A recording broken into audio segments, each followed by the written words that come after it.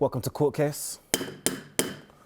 I'm Judge Jaydee. Look, we've spoken on length on this show about how excited we are to see Klay Thompson returning. It brought me so much joy to see him part of the warm-up, called as part of the team, sitting on the bench. But we've also missed another superstar in this league who's been out of action for different reasons. And Kyrie Irving has returned to practice last Wednesday with the Brooklyn Nets. And I can say this now. He is a free man. He's out of NBA health and safety protocols. That means the latest he could return is tonight versus the Indiana Pacers. Regardless of the other stuff, we love watching Kyrie on this show, and the league has missed his unique style, generational handles, and we think Kyrie is about to light up the hardwood when he's let back on it. Mo, the people have spoken, I have spoken, but do you agree is the important thing? No. I've missed watching Uncle Drew. Uncle Drew. Because now he's a grown man now, do you know what I mean? He's taking some time away from the game. Bears or Grizzly, study, because you know, grey hairs in there. Yeah, listen, Kyrie Irving is a special talent. A special basketball player. Now, it might take the first game to shake the rust off, but we all know Kyrie is built for the big moments. Think back to the NBA Finals, hitting a game-winning shot against Golden State Warriors in Game 7. He's built for the big time. He's always there to put on a show for the fans. I expect him to do what he does best. Cross guys over. Hit those step backs, hit those awkward layups, spin the ball off the backboard in ways that you never thought were possible under the laws of physics. But here's what I'm seeing from the Brooklyn Nets. They've been holding the ship together without Kyrie Irving. But bear in mind, Kevin Durant has come off the Achilles surgery and then played the Olympics. Kyrie coming back will give him some time to take a little bit more time on the bench, a little bit more of a rest, a little bit less pressure. For James Harden, he struggled coming into this season. He's picked up his form recently, but now I think Kyrie Irving is going to stop the defenses focusing on James Harden when KD's resting and they're staggering those lineups. So I'm liking what I'm seeing. I think not only is it good for Kyrie to be back on the court, it's going to help his teammates. The Brooklyn Nets, listen, they're second in the Eastern Conference. They were first up until this week. I think it's working very well for them. It's working better than anyone could have expected. And then the whole thing about him only being able to play away games reminds me kind of, it's not the same situation, but when Kawhi Leonard was the Toronto Raptors and he was doing his load management and he played every other game, or he only played 2 games in a week. 60 games I think he played that season. He still slotted in nicely whenever he stepped back into the lineup. And a player of Kyrie's caliber and a player of Kyrie's talent, I think he's going to make the game easier for his teammates because he's going to draw so much attention from the defense. The floor's going to open up, and guys like Patty Mills, who's been red hot, Joe Harris when he comes back from injury, they're going to find their pockets. They're going to find their spots as well. And I think it's going to be a show. It's going to be a must-see. Kyrie Irving back on the basketball court. I didn't think it would happen this season, but I can't wait. It was all a dream. That's what they say down there in Brooklyn, right, BJ? I feel like it was so long ago when we saw the big three coming together, when we saw KD, James Harden, and Kyrie, and said, look like it's going to be a recipe for the rest of the league to get out of the way. But it's only 25 games they played together, and we've been going for almost a year and a half. But do you believe right now is the right time to slot Kyrie in? And is it going to work again? Well, this part-time move, because that's basically what it is going to be very difficult, very, very tough to implement. And for us as fans and people who follow the Brooklyn Nets to say this is a championship caliber team. And here's why. Because he's going to be playing every other game. And we made the comparison with Kawhi Leonard, but Kawhi Leonard was playing home games and he was playing away games. And even though he may not have been playing every day or every game, he was still there. This is going to be tough because they still have to play games at home. And that would imply that Kyrie will not be there at home. So it's going to be adjustment for the players. It's going to be adjustment for the coaches. Certainly, we want to see Kyrie back out there in the court. We love Kyrie. We love what he brings. And he's such a fun and exciting player to play. You know, Kyrie's left-handed game, his lay game, what we call layups, should be in the Smithsonian, in the museum of the way he plays with his left hand. So I'm happy that he's back. I'm happy he's playing, but I really think it's going to be tough for him to make that type of impact where we're talking about and what we're expecting when we talk about the Brooklyn Nets. Right now, the Brooklyn Nets is championship or bust. And I don't think him playing every other game or just away games is going to be enough to push this team over the top. I mean, when you look at the Brooklyn Nets, though, even if they don't have Kyrie Irving at home, they still have Kevin Durant and James Harden, who, when healthy and fully fit, are 2 top 5 players in this league. So, you know, it's scary hours. And then adding Kyrie Irving on top of that. I think it was scary hours, right? Listen, what we might see, though, from the Brooklyn Nets is a unique situation. It may be the first time ever that a team doesn't want home court when it comes to the playoffs. You texted me something the other day. Are you going to turn around and tell what you really feel? I text you lots of things about the NBA, no, Jaydee. you texted me the other day when you was watching the Brooklyn Nets throw away a lead. Against the Clippers. Yes. Listen, I'm not saying that somebody said it. Listen. All I'm saying is they were up by 13. 5 minutes to go. And then James Harden and Kevin Durant, who were like 90% from the free throw line. Clutch. James Harden's 85% from the free throw line.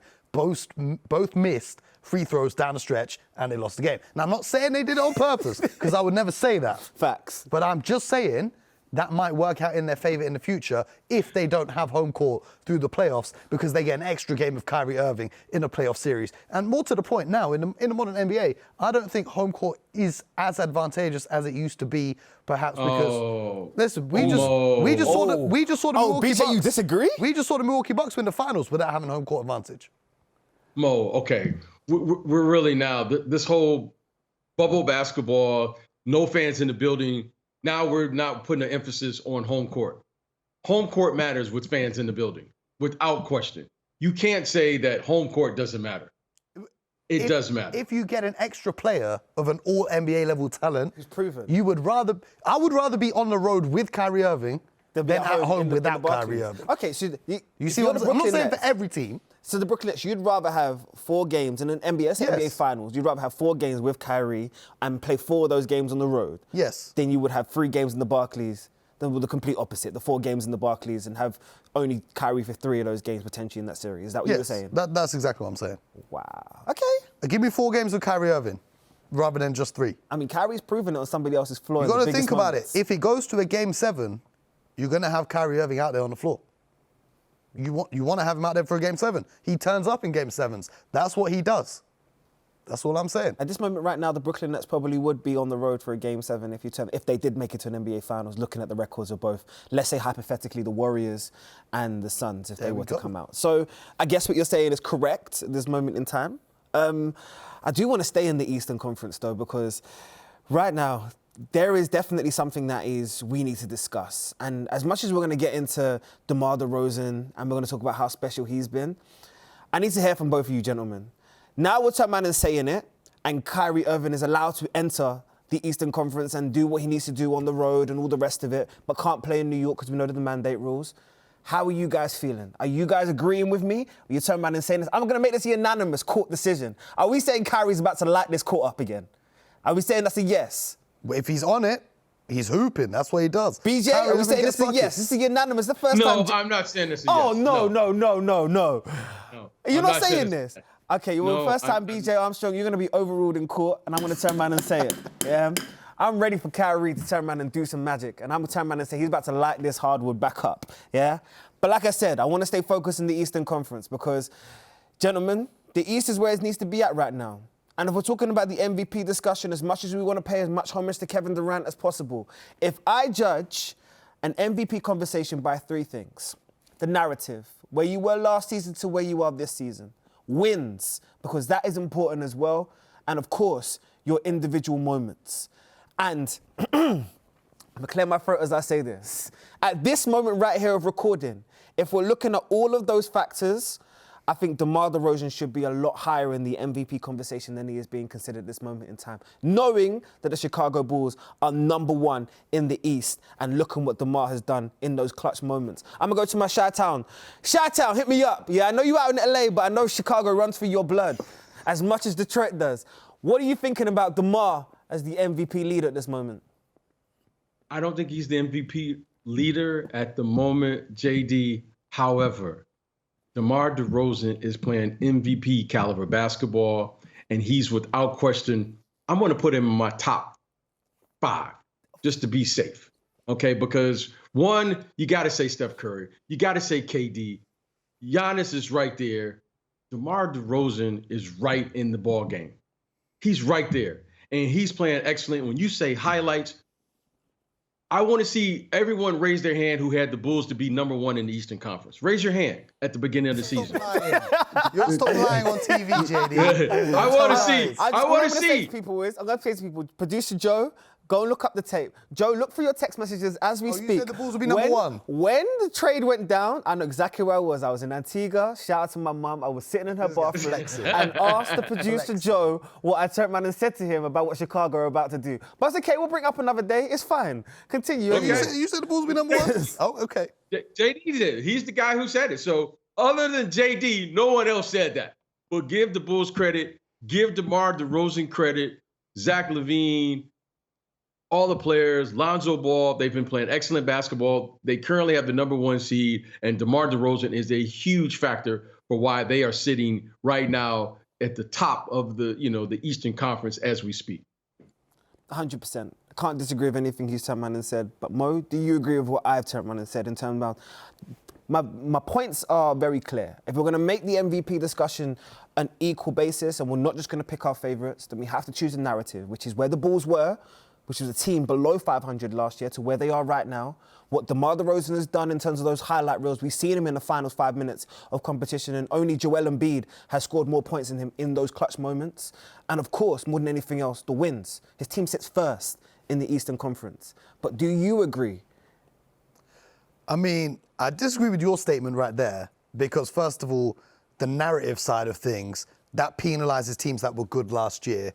Second of all, the Warriors were also battling at the 9th or the 8th seed. Didn't say they were. And now they're first. And then we're talking about those clutch moments. My issue with that is, if you're a great team, then you've built up a big lead by the end of the 4th quarter. So it always worries me when fans get excited about the player that scored the most amount of points in the clutch moments. Because when you watch Steph Curry, those clutch moments there don't need to be clutch moments, because he's sitting on the bench with a towel on his head because his team's up by 20. But the statement and question about DeMar DeRozan being in the MVP conversation, I agree with that one, though. I do agree with that. Do you think he should be higher? He should be in the conversation. Well, higher than what he is open to interpretation of where do you have him right now? Where does BJ have him right now? If we're going by the general consensus of the media, I think a lot of people have started putting him in that conversation after the 2 game winners he hit. And sometimes you need those clutch moments to bring attention to the great things that he's been doing in Chicago. So I do think he should be in that conversation. I don't think he's going to win it. I think he should definitely be in the conversation. I've also got him in my top 5 right now as it stands, but there's 5, 6, 7 players that could all be in contention for the MVP, and a few big games from certain players and a few bad games from others could turn the whole thing on its head. So there's still more basketball to be played. We're going to have to see what happens by the end of the regular season, but we need to put some respect on his name, because when he was down in San Antonio, I don't think a lot of people were watching what he was doing, but down in San Antonio, he actually really improved his playmaking and his ability to facilitate and create for his teammates, and he doesn't shoot a lot of threes, which is what I love about the Chicago Bulls team. They actually shoot the least amount of threes in the NBA, and it's showing, listen, that you don't need to play and copy everyone else's style. You can find something that works. DeMar DeRozan right now leads the NBA in most of the mid-range scoring, and it works.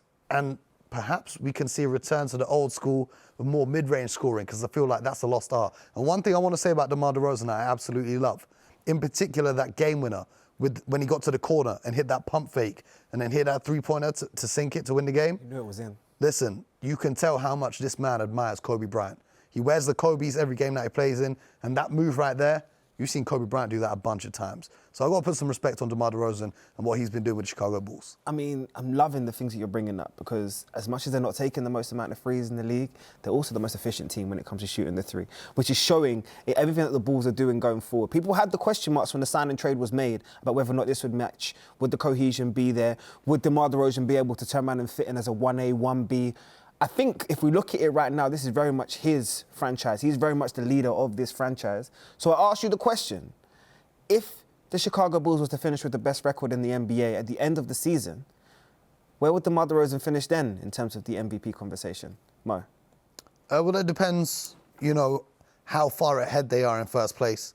If they're 1 game ahead of the Warriors or 1 game ahead of the Nets, then it's going to be a whole different conversation. It also depends on what Giannis continues to do, what Jokic continues to do. Also, with DeMar DeRozan, the only slight thing that you could say against him being in this MVP race is him and his teammate, Zach LaVine, they're averaging almost the same amount of points. So it's not like he's having to carry as much as a Giannis or a Jokic is or a Steph Curry is in terms of the scoring and the offensive output, because there is so much talent now on that Chicago Bulls roster. Like we spoke about when we spoke about the All-Star teams and the Phoenix Suns and how sometimes they don't get the individual accolades because as a team they're so strong. You could see him falling victim to some of that here with the Chicago Bulls. What about BJ? How do you feel? In terms of if the Chicago Bulls were to finish with the best record in this NBA season, the regular season, where are you putting DeMar's candidacy in terms of being the MVP then? Well, anytime I get the chance to say DeMar DeRozan, that's a good thing. So let's put him in the conversation. But I can't put him above Steph Curry and what he's done. I can't put him above KD and what he's done thus far. And of course, my man down there in Milwaukee just was right up the road from Chicago Bull, Giannis. Okay. But I love the fact that DeMar DeRozan is playing at this pace, at this level, at this stage of his career. This is a great thing because you know what? DeMar DeRozan has had some amazing plays this year. He's had some amazing individual moments. And more importantly, he's playing winning basketball. And that's a great thing. And it's for my Bulls. So anytime I get a chance to see my Bulls back up on top, that's great to say. So let's keep bringing that DeMar DeRozan love here because it's great to see him playing at this level.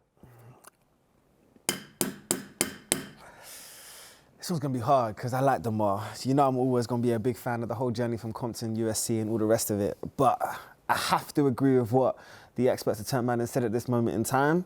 And that is, as much as you're in the conversation, D, you're not quite there yet as the leader. So DeMar, keep balling, keep doing your thing, and keep bringing the smile to BJ's face. But we might not be right. So have your say. Let us know on the timelines whether or not you feel like DeMar DeRozan should maybe be the leader in terms of this MVP conversation.